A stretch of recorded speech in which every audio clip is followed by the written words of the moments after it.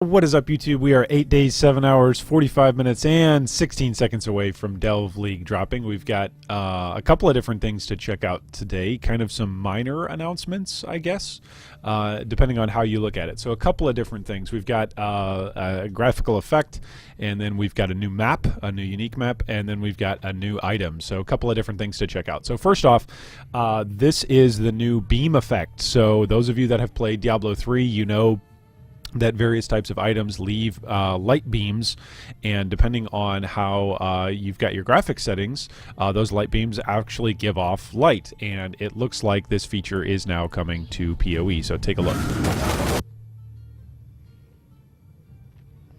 You can see there a couple of different drops, a couple of different uniques, a couple of different maybe rares potentially, as well as looks like what would be otherwise classified as legendary items in D3, but unique items in PoE. A couple of orange beams there, and then some yellow beams for the rare stuff. So this appears to be a new graphical feature that's going to be coming out with the Delve League. So it looks pretty awesome, and these are also going to be customizable as well. So depending on your loot filter, you of course can set these up differently. So it looks pretty cool, it looks pretty neat, and just as we said the other day during our last kind of graphic overview, this is just awesome stuff that's coming that really none of us have asked for, that GGG's just been working on behind the scenes to prep for 3.4 for Delve, and it's pretty cool to see all of the various graphical improvements that are on the way.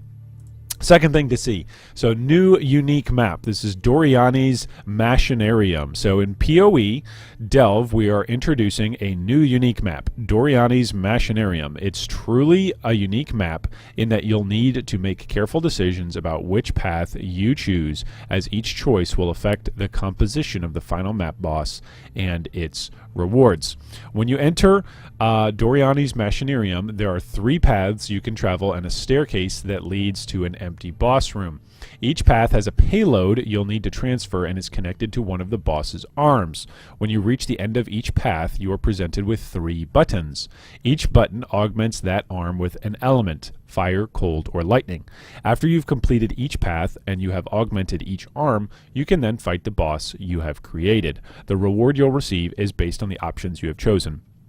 Okay, so if any of you played Incursion and you're going, this kind of sounds like the Vol Omnitech, like, hey, that there's moddable rooms that we could upgrade in order to change kind of the composition of the Omnitech. Sounds a little similar. Sounds like this is another kind of iteration of that same type of choice mechanic about how you're going to fight the boss. So let's take a look.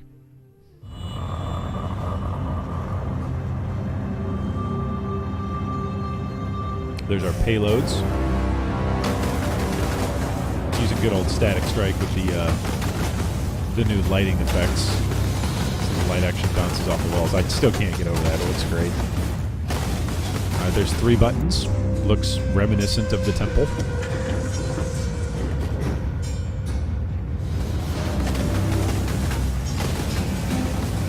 Even those new chompers look like, yeah, it all looks like temple graphics from Incursion, which look awesome in terms of its theming.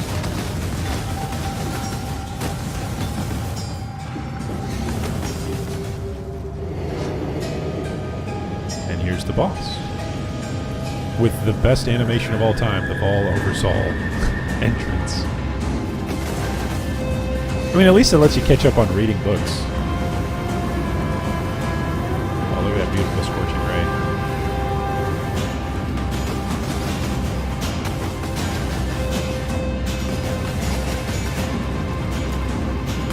Oh my goodness, look at all that dead meat, all little dead.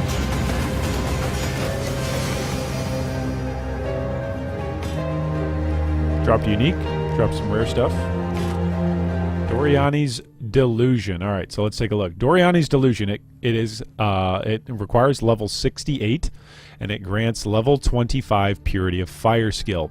It adds 26 to 45 fire damage to spells and attacks, and it gives you 112% increased armor, so they're armor-based boots. It gives you flat life, and it gives you increased movement speed. So that's a lot. That's a lot of. First off, that's a massive Purity of Fire boost.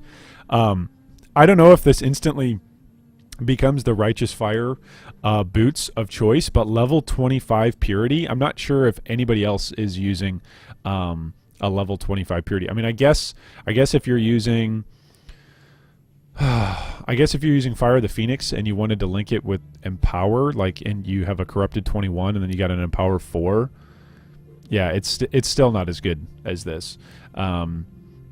So yeah, Doryani's Delusion looks pretty awesome. You'd lose out on the benefit of the flat fire and damage to spells and attacks, but then you'd have 30% movement speed on armor boots, as it grants you a really high level purity of fire.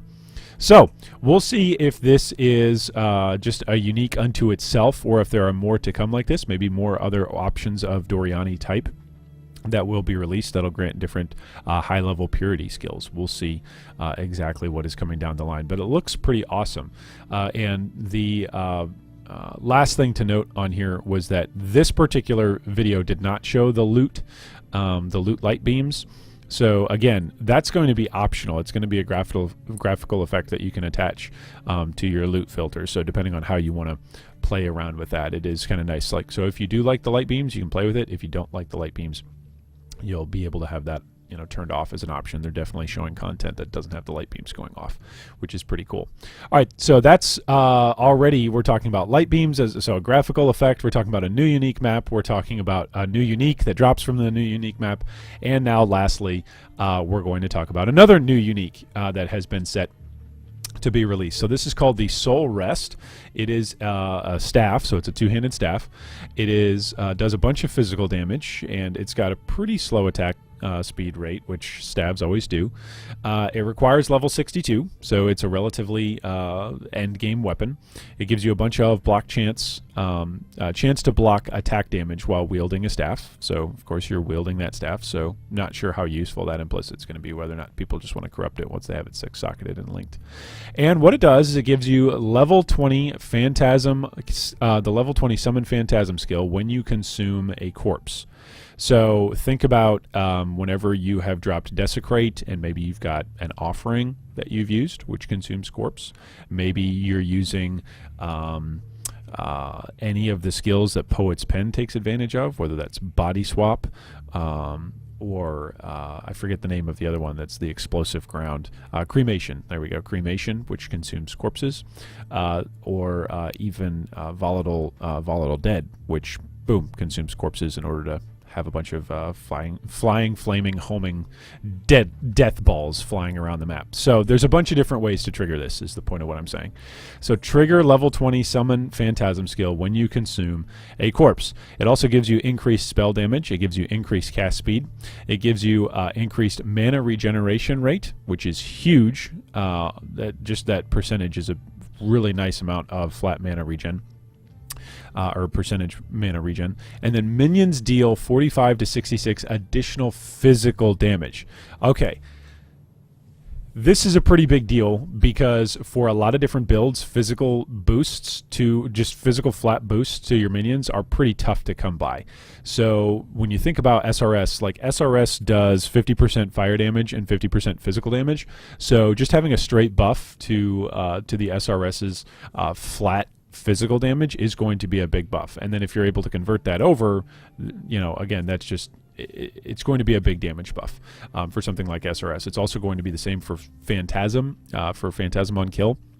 They do a bunch of physical damage as well. If you're going pure physical skeletons, then this is going to add a flat amount of damage. If you're going zombies and you're going maybe a Baron build, or maybe you're going with a Montegrel's Grasp build for early on in the league where you're just stacking a bunch of meat shield zombies in front of you, this will add more physical damage to them.